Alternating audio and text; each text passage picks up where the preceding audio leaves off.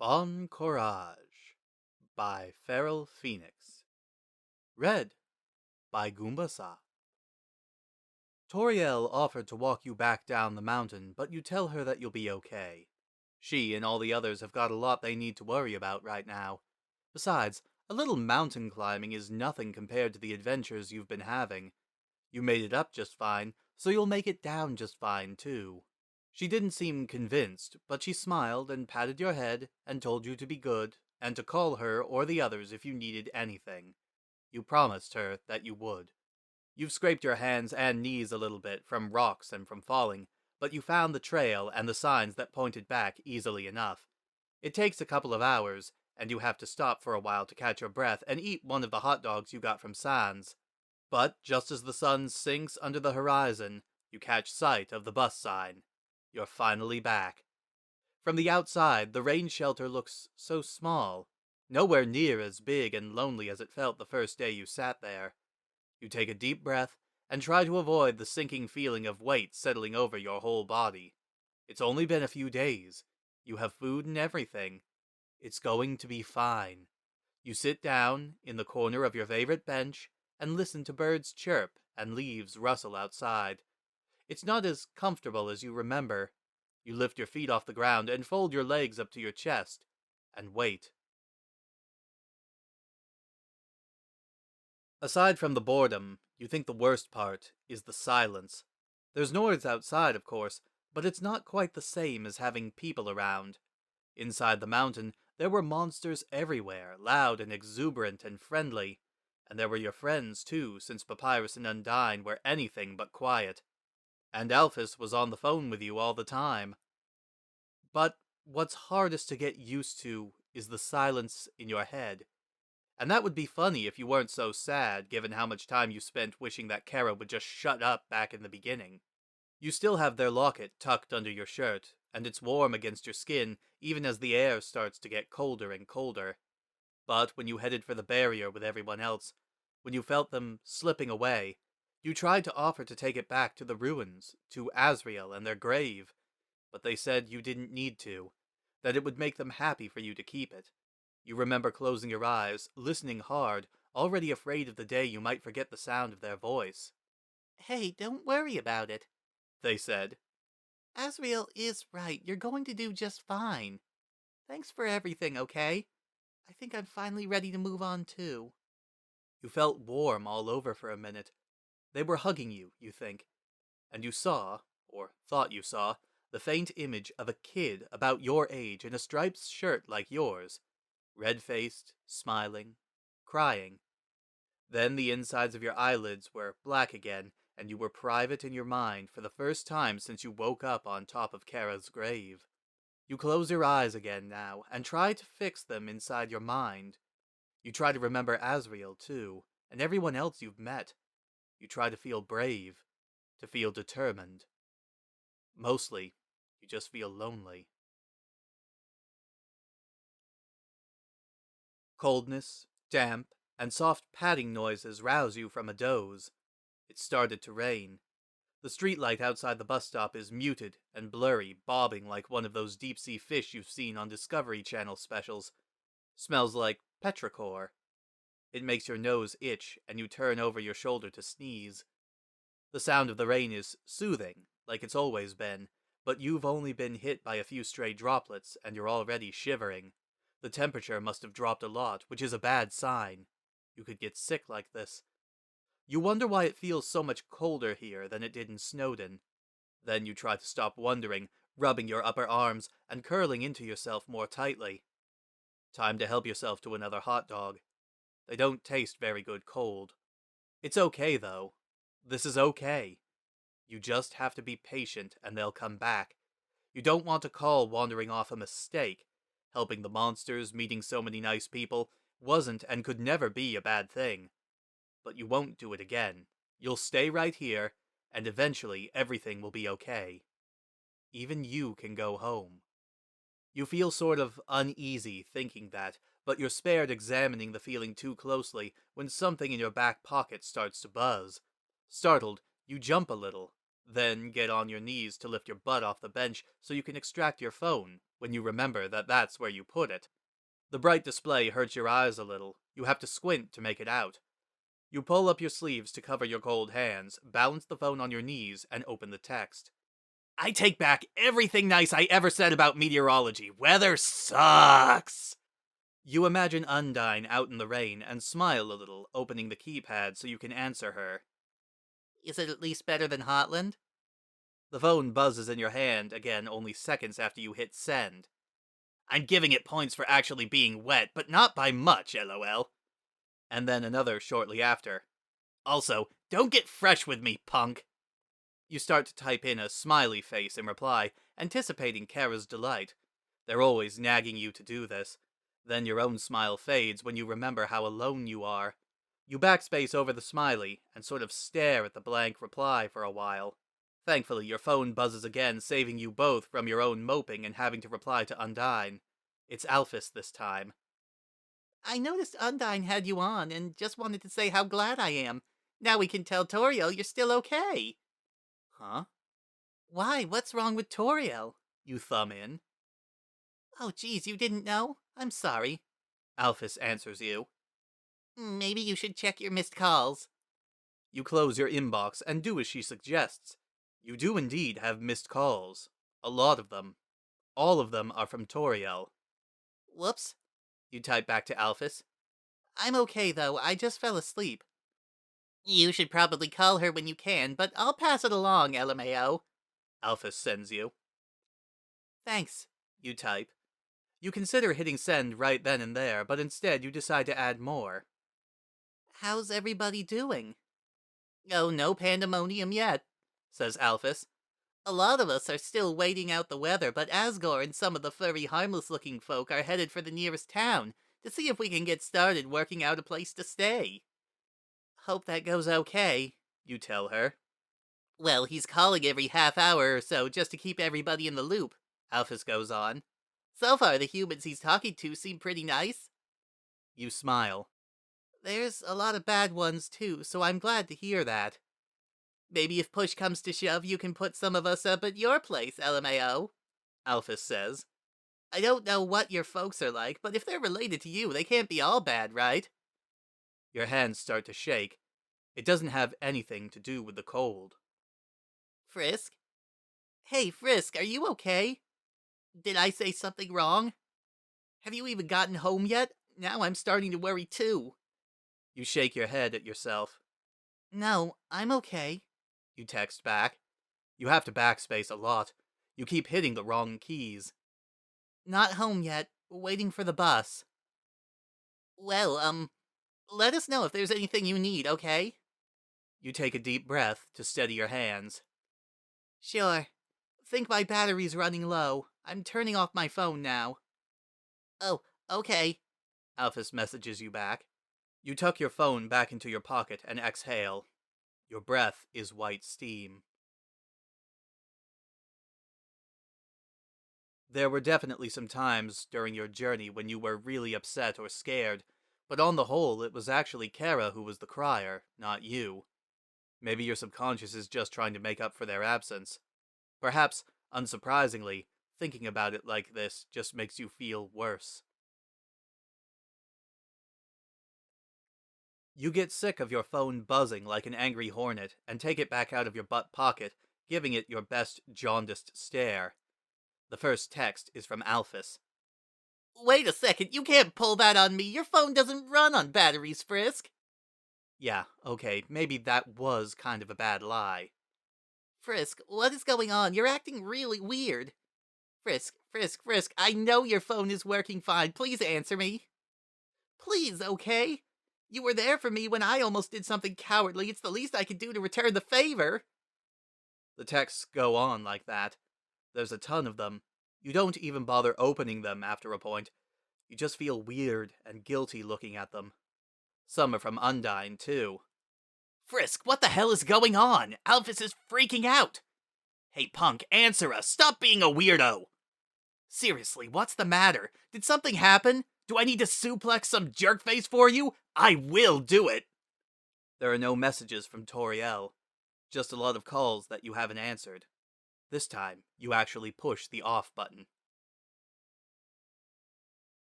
This was what you came all this way for, right? So that you could go home. And you have to wait and to be patient to be allowed back home. They said they'd be back soon. And okay, soon can sometimes mean a couple of days, but you're used to that. It's normal. It's how it is. So why are you so anxious? What's wrong with you? You put your hands over your ears and mush your face against your knees, as if that's actually going to help block out the thoughts. The rain doesn't let up. You sleep some, you think, but mostly it's just way too cold. You're starting to get a headache. Might just be from the thoughts, but you haven't eaten or drank anything in a while, so you make yourself eat another cold hot dog and hold your hand out into the cold rain so that you can drink from them. You're going through your food a little fast. You used to be better at pacing yourself, but you got a little spoiled when you were underground. Everyone was always so ready to give you food for free or sell it to you for cheap. That's what scares you, honestly. Kara told you once that deep down they believed it preferable to die rather than actually return to the surface, and it's only now that you're back here yourself that you've started to understand. Everyone was so nice to you there. Papyrus and Sans, Undine and Alphys, and Toriel, and Asgore, and Asriel and Kara. For all that most of them have actually tried to kill you at least once apiece, you felt safe around them. You can't remember the last time you felt like that. Maybe you never have at all. So why are you back here? Is it just, in the end, because you know you're supposed to wait? You think of Flowey taunting you at the end of that battle when Kara was too exhausted to keep fighting and you were scared nearly witless. But nobody came. You start to shake. You hug yourself, but the shivers don't stop.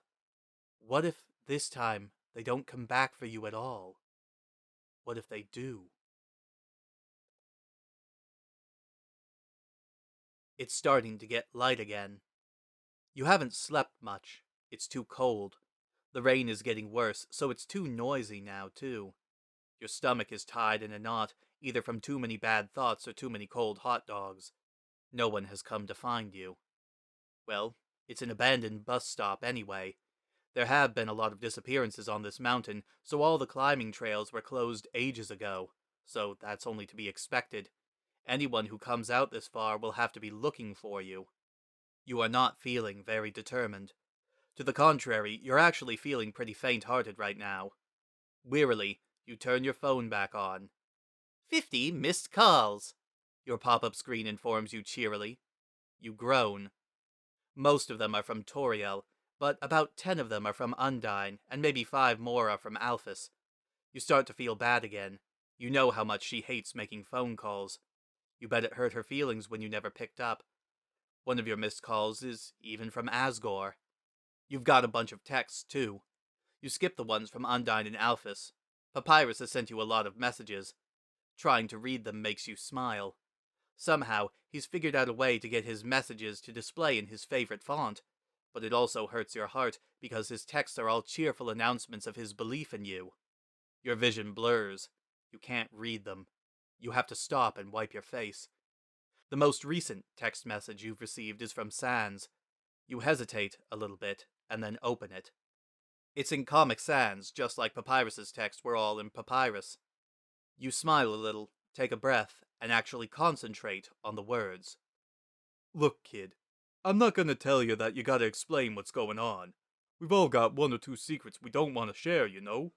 But the same way you've always let us know you've got our backs when we need it, if you think you need help, you can ask us at any time. We will be there. It's really hard to breathe for some reason. There's about 1,000,000 reasons why Sans's words shouldn't be affecting you this way. It isn't a big deal.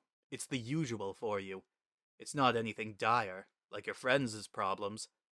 You shouldn't be complaining when Asriel decided he was going to stay in the underground with Kara's grave. You don't have it as bad. You don't deserve to ask for help. And it's not like help would come anyway, even if you screwed up your courage to beg somebody. But there's a rational part of you too that says if it were Kara saying this, or Alphys, or Sans, or Asgore, or Napstablook, or anybody else, you'd argue with them and tell them that's not true. Why is it only different when it's you? And you think back, again, to the fight with Flowey. When you called for help then, even when Flowey mocked you for it, somebody did come for you. When all those years ago, Kara had fallen and was hurt, and they called for help, somebody came. Once you realized that Asriel had just been calling for help this whole time, you and Kara went. You grip your phone in both shaking hands. Your vision sways and doubles. Your heart thuds in your ears. You nearly throw up. But you lift your thumb over the enter key, your cursor hovering over reply. Then the thing rattles in your hands, and you yelp out loud and nearly drop it. It's Toriel. She's calling you. She's still calling you, even after everything. Teeth chattering, you hit the accept call button. You lift the phone to your ear, hands trembling so badly your keys rattle. Frisk? Her voice is hoarse, and guilt swamps you. You didn't think of how much talking she must have been doing, trying to call you so many times, and after she'd spent so much time alone and not talking to anybody at all. Are you there, my child? It is Toriel. Are you all right? You try to say that you're fine, it's okay, and barely stop yourself in time. Instead, and it kind of horrifies you, you start to cry in loud, ugly, hiccuping sobs. Frisk! She sounds so worried for you. It just makes you cry harder. Kara isn't with you anymore. There's no fear of having your thoughts pop out of your mouth, but you want to call her mom all the same. What has happened? Have you been harmed in any way? Answer me, my child. You struggle to wipe your eyes. I'm...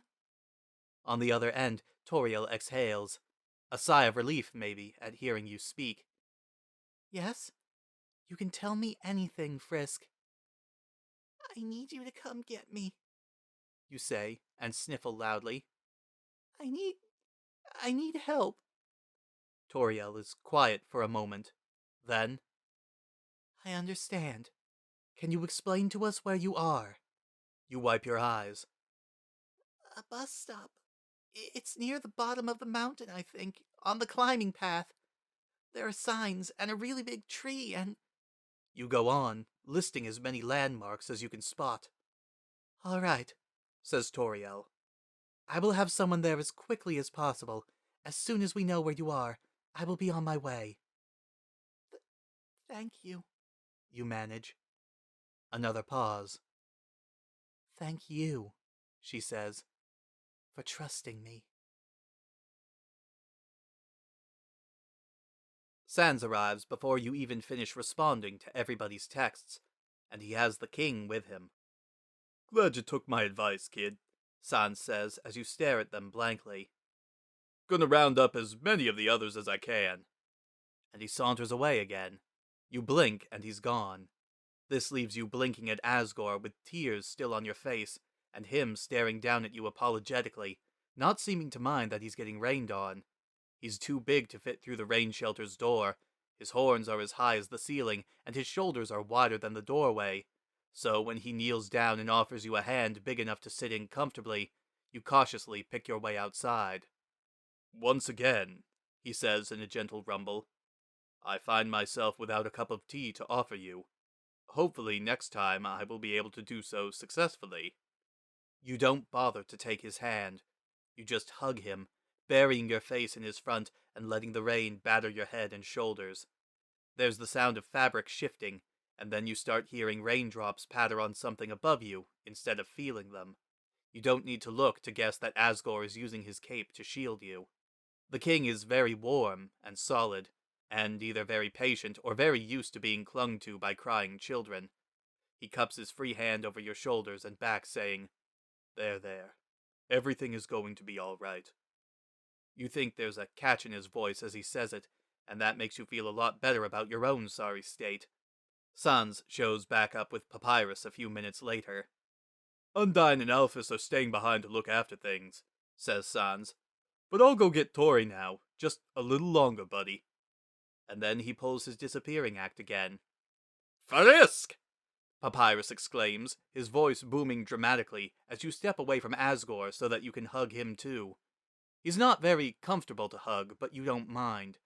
Asgore shifts his cape again to shelter the both of you from the rain, and you are glad of this because Papyrus could fit inside the little bus stop, but just the thought of going back in there makes your skin crawl.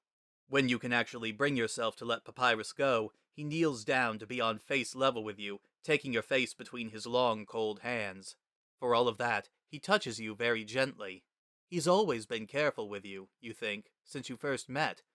It squeezes just a few more tears out of you, which makes him frown. Frisk, you look wan, and you're leaking. Have you been eating and sleeping enough for a human? How often do humans need to eat and sleep?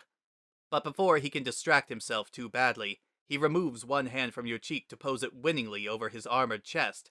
No matter, for I, the great Papyrus, will whip you up a plate of delicious spaghetti as soon as I have procured the materials necessary. Your stomach chooses precisely this moment to let out an enormous growl. From the corner of your eye, you can see Asgore raising his eyebrows at you. He must already be aware of Papyrus's reputation with cooking. Papyrus himself looks delighted. That actually doesn't sound too bad, you say, and try to grin. Papyrus is so moved that he leaps to his feet.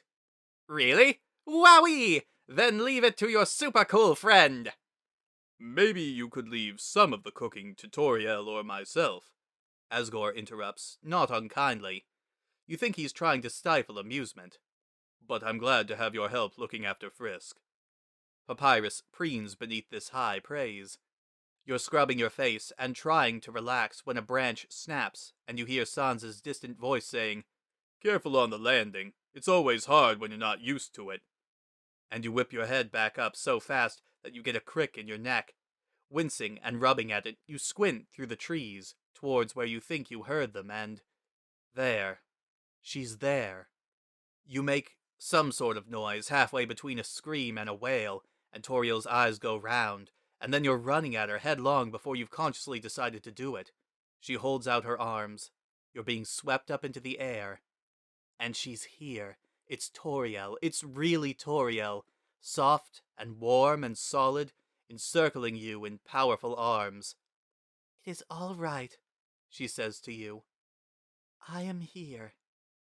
You can hear steps in the leaves, and you turn your head to see your friends gathered around you. Sans and Papyrus close, Asgore keeping a reluctant but respectful distance. Toriel's attention is only on you, though. You close your eyes and allow her to rock you like you're very small again, and the lightning rain seeping into your clothes feels like being born. What has happened? Toriel says. Something inside you bursts, and the words come out from some deep and wounded place in between your ugly sobs. Told me, stay here. Said they'd be right back. They always do this. I thought I had to wait, but they're not coming. I don't think they care. I don't think they ever cared, and I didn't want, and I just didn't know it because I didn't know what being cared about was really like. Toriel's grip on you tightens. You bury your face in the shoulder of her robe, but it's not enough to muffle your voice. I don't want to go back. I can't go back. I don't have anywhere to go back to. I'm sorry. Could I stay with you, please? I'm sorry. I'm so sorry. I'm sorry. And that's all you can say. It's all you can do to even breathe. Toriel strokes your hair and back, patiently. You think, waiting for you to stop crying so hard. Of course you can stay with me, she says, and her voice is trembling with some emotion you can't read. I would be honored to be allowed to care for you, my child.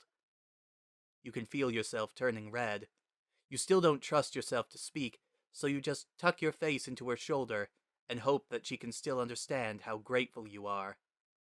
For the time being, Toriel goes on, let us at least return to the others and get out of this rain. If we reach proper shelter, we can watch the sun rise and discuss our next course of action then. You close your eyes and take a deep breath. All the tension, all the anxiety leaches out of you, dripping invisibly from your body like water. You are finally safe. The End. Hey there, thanks for watching my video, I really appreciate it. If you'd like, you can check out some of the other videos I've done via the links provided here. Also, if you're interested, you can follow me on Twitter, support me on Patreon, subscribe to my channel, or take a look at some information about commissioning me for audio, video, and writing assistance or editing. And if you're just sick of me in general, just follow that recommended video link to somebody entirely different. Bye bye for now, and I hope you have a wonderful day.